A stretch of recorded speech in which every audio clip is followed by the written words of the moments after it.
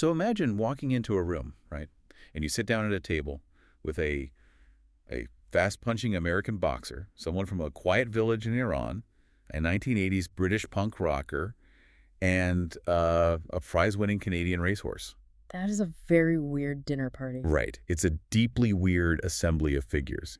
And you have to ask yourself, what could they possibly have in common? Not much, on the surface at least. Exactly. And usually when you set out to learn something new, you expect the source material to be, I don't know, a dense biography or some highly technical journal. You expect it to be complicated. Yeah, you expect a textbook? But I brought this to you today because we're looking at a single piece of hidden internet infrastructure, something that connects every single one of those seemingly random things. We're looking at a Wikipedia disambiguation page, specifically the page for the term chop chop. Which is just, I mean, it's an incredible artifact. Most of the time we treat disambiguation pages as like a minor annoyance. Yeah, just a hurdle to get past. Right. You search for something, you land on this page, and it acts as this digital traffic cop. It's just pointing you to the correct article so you can move on with your day. But when you pause and actually read one from top to bottom, it really transforms. Okay, let's unpack this because my goal for you today is to take this incredibly simple, repeating two-syllable phrase. A phrase you already know just means, hurry or do it quickly. Mm-hmm. And we're going to map out how it is totally fractured. We're going to see how this basic command of urgency serves as a blank canvas, just spiderwebbing into this bizarre, globally interconnected network of human culture, geography, and media. What's fascinating here is that a disambiguation page, when viewed through this lens, is no longer just a list of links. It becomes this monument to linguistic collision. Oh, I like that phrasing. Yeah, it shows us how a single phonetic sound, a very specific arrangement of letters, can be claimed and reshaped and even weaponized by totally disparate groups of people who have absolutely no connection to one another. Not at all. It's a crossroad of human knowledge that's just hiding in plain sight. It's totally wild. And to guide you through this, we aren't just going to read down the page. We are going to trace the actual journey of this phrase. Right, cementing the foundation. Yeah, I want to show you how a concept of pure momentum maps onto physical reality and human identity before we dive into how the raw acoustics of those syllables somehow dictate global music trends. And then the weird stuff. And then the really weird stuff. We'll end up in the fringes, looking at its completely unexpected footprint in fiction, cinema, and underground slang. It is a surprisingly expansive journey for a phrase you probably only use when you're frustrated and running late. Right. You already know the baseline definition. Chop means hurry. It's a command. Pure kinetic momentum. Exactly. But what blew my mind was how that exact abstract momentum is physically embodied by an American boxer. Oh, DeMarcus Corley. Yes, DeMarcus Corley, born in 1974, who goes by the ring name DeMarcus Chop Chop Corley. And it makes perfect psychological sense. It really does. If a fighter is coming at you and his name is Chop Chop, you instantly picture rapid-fire, relentless, quick punches. You definitely aren't expecting a slow, methodical defensive fighter who's just going to wait you out. No. You're expecting someone who's going to overwhelm you before you can even blink. The phrase practically does his marketing for him. Well, in the context of boxing, identity and intimidation are inextricably linked. The ring name you choose is a direct signal to your opponent. And to the audience buying the tickets. Right. It tells them exactly what kind of physical threat you represent. Corley took this invisible, abstract command to hurry, and he fused it into his public persona. He essentially turned a verb into a physical weapon. But then you scroll down this same digital page, and the context whiplash hits you so hard. It's immediate. Because we immediately jump from a fast-punching American boxer to a quiet geographical location. There is a literal village named Chop Chop in the Zanjan province of Iran. Which is jarring. I mean, the contrast is extreme, but it highlights a really important mechanic of human language. How so? With the Iranian village, we're almost certainly looking at the limits of human phonetics. The human mouth can only produce so many distinct sounds. Okay, right. So inevitably, the phonetic sounds that mean hurry in English are going to randomly align to form the name of a geographic location in an entirely different language and culture. It's just pure linguistic coincidence. Wait, I get a rural village just being a random linguistic overlap, sure. But right below that on the page is Chop Chop Square. Ah, yeah. And that is the colloquial nickname given to Dira Square, which is this massive public space in Riyadh, Saudi Arabia. Mm. How does a visceral, intense nickname just completely erase a government-sanctioned official title like that in the public consciousness? That is the psychology of spatial identity at work. Official bureaucratic names like Dearest Square are often sterile. They're assigned from the top down. Right, by a committee or a government. Exactly. But Chop Chop Square is a colloquial nickname assigned from the bottom up by the public. Humans do this constantly with physical spaces. We gravitate toward descriptive, visceral language. We want a name that tells us what the place actually feels like. Precisely. Over time, the descriptive power of a public nickname provides so much cognitive ease that it completely overshadows the formal designation in everyday conversation. The colloquial name it feels more real to the people using the space than the name on the map. So the exact same arrangement of syllables can represent a serendipitous spot on a map in Iran, an intense, visceral public square in Saudi Arabia, and a kinetic boxer from America. It proves that a word doesn't inherently belong to any one concept. It's entirely agnostic. It's just a tool. Right. It belongs to whoever is using it, and it bends to whatever purpose they need it to serve in their physical reality. Here's where it gets really interesting, because once you move past the physical reality, the people and the geography, you enter the auditory landscape. Music section. Yes. If you strip away the boxing gloves and the maps, and just look at the raw acoustics of those two syllables, you suddenly realize why musicians are absolutely obsessed with it. The percussive rhythm of this phrase is a magnet for artists across genres that otherwise have zero overlap. The musical applications of this phrase are arguably the most diverse and revealing part of the entire disambiguation page. Just listen to this spectrum. Chop Chop is the name of an electropop band based out of Los Angeles. Okay. It is also the title of a 2013 album by the indie rock band Bell X1. It's the name of the second single released by the rap group Youngblood Z. Such a good track. And, perhaps most surprisingly, Chop Chop, with a hyphen, is the title of a gritty 1982 single by the British post-punk band Killing Joke. The whiplash continues. It's an incredible musical chameleon. How can an LA electropop band, an 80s British punk rocker, and an Atlanta rap duo all anchor their art to the exact same title? If we connect this to the bigger picture, it really comes down to the acoustic architecture of the word itself. The architect? Yeah. Musicians, regardless of their genre, are hyper-aware of rhythm, cadence, and memorability. Say the phrase out loud. It's staccato. It utilizes a sharp, plosive consonant sound, the shake, Right. followed immediately by an open resonant vowel sound, and then it simply repeats itself. It literally functions as a snare drum in your mouth. It forces a rhythm. You actually can't say it slowly without sounding ridiculous. You really can't, and that percussive built-in momentum transcends any specific aesthetic. So it's a blank slate rhythmically. Exactly. A post-punk band in 1982 wants a title that feels sharp, aggressive, and urgent. An electropop band in Los Angeles wants a name that feels catchy, synthesized, and highly repetitive. And a rap group needs a rhythmic hook that bounces. Yes. The exact same two syllables deliver all of those completely different emotional results because the underlying architecture of the sound is universally appealing. It's acoustic gold. That actually explains a detail on this page that totally baffled me at first. Oh, which one? The band The Academy, they had a working title for an album, and that working title was Chop Chop. Right. But by the time the record was actually released, they had changed the name to Santi. I couldn't figure out why a band would use it as a working title if they were just going to abandon it for something entirely different. What purpose does that serve in the creative process? Well, it serves as a psychological metronome. A working title is rarely meant to be permanent. It's just a placeholder. Yeah, it's used in the studio to capture a vibe or a temporary energy before the actual thematic core of the art reveals itself to the artist. Given the urgent, percussive nature of the phrase we just dissected, it's highly likely the band used that working title to establish a specific pace in the recording booth. They needed the sessions to have that forward momentum feel. Precisely. Like Wow. using the word as temporary scaffolding to build the songs. Oh, that's a great way to put it.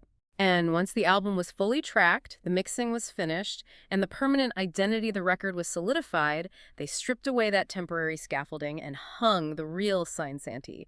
But the fact that they relied on Chop Chop to build that momentum speaks volumes about the kinetic energy locked inside the phrase. I love that idea. The concept that words can be utilized purely for their energy rather than their literal definition while creating art. It's fascinating. So we've covered how this phrase physically manifests in geography and identity. We've explored the raw, percussive acoustics in the music world.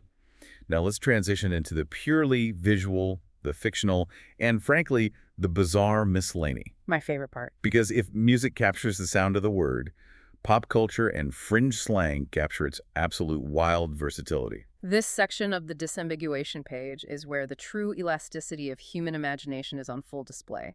It shows how the same syllables can be stretched across wildly different emotional contexts. Stretched is the perfect word. Let's start with the fictional characters. There's a character named Chop Chop in the old Black Hawk comic book series. Yep. But then you have a character in the video game Skylanders Spyro's Adventure. And the detail that caught my eye is that this character is classed as an undead character. Which presents a rather fascinating thematic contradiction if you think about traditional fantasy lore. A massive contradiction. I immediately pushed back on this when I read it. The phrase literally translates to speed and urgency. Right.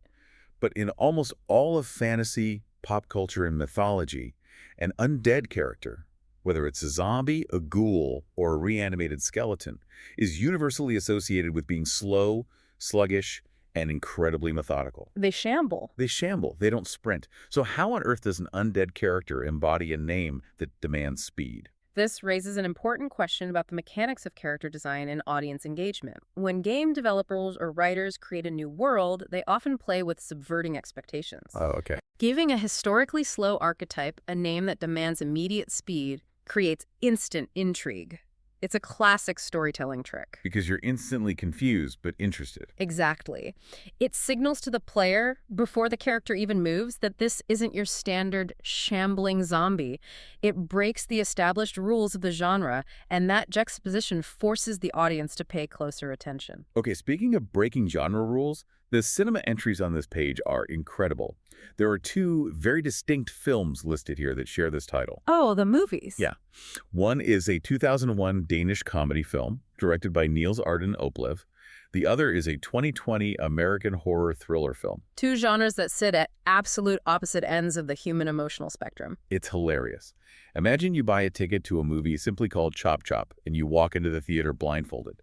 When the projector rolls, you're either going to get a quirky, lighthearted Danish comedy, or you're going to get a tense, blood-pumping American horror thriller. A true coin flip. How does the exact same word work for both? It perfectly demonstrates how context dictates our emotional reaction to language.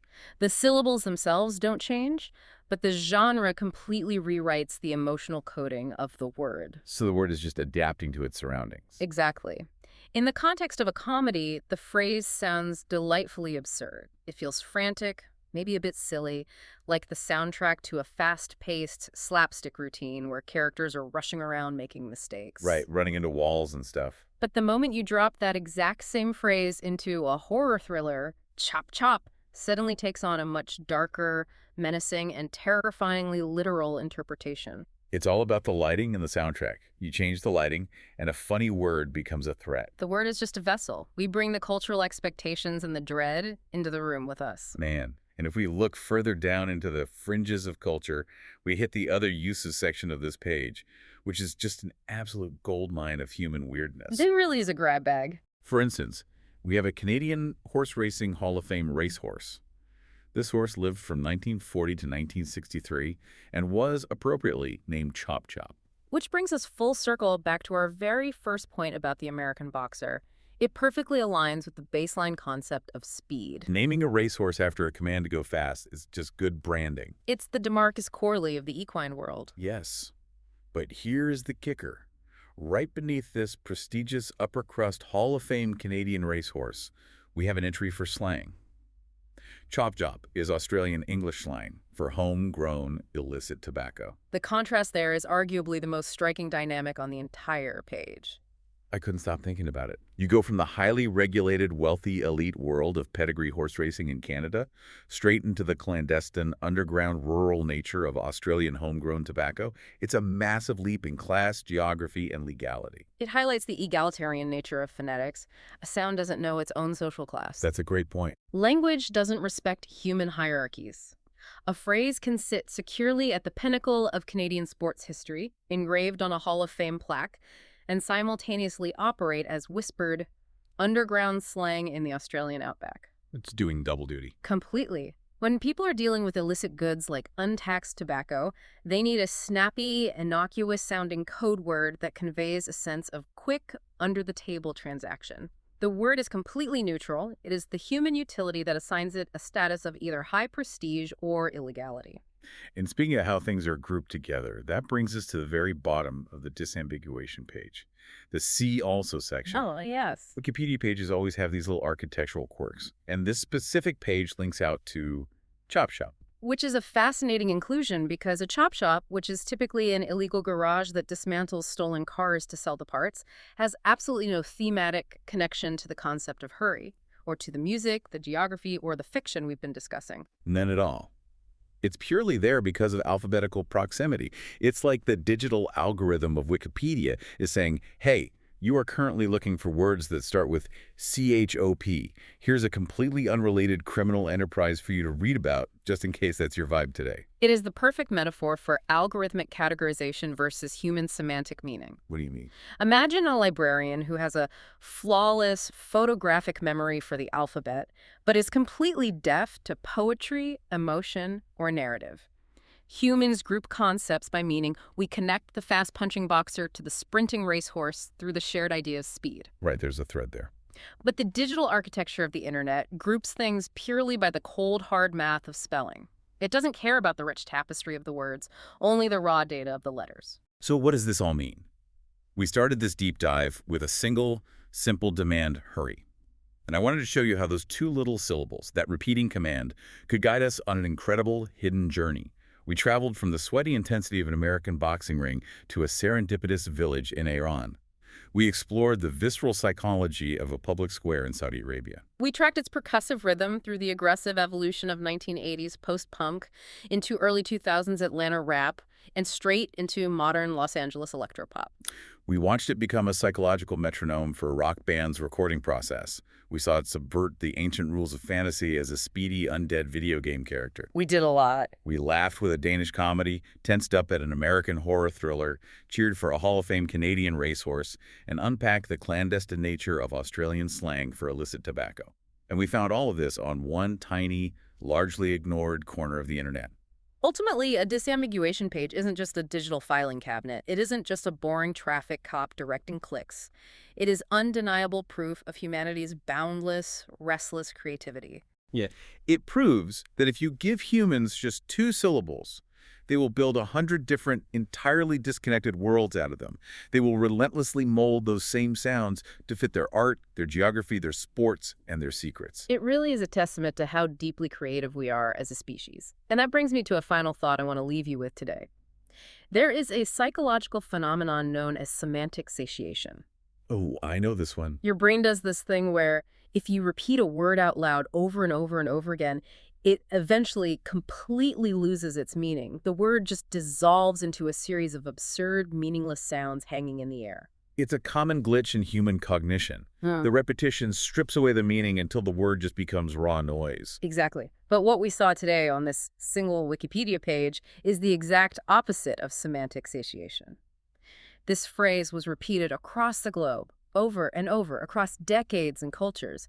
And instead of losing its meaning, it gained a dozen new ones. It really did. So my challenge for you today is to think about the language you use without thinking. What other seemingly invisible everyday phrases are you constantly saying that have secretly colonized massive, hidden stretches of global culture, just waiting for their own deep dive? The digital footprint of our language is vast, and you truly never know what bizarre connections you'll find when you finally stop to unpack it.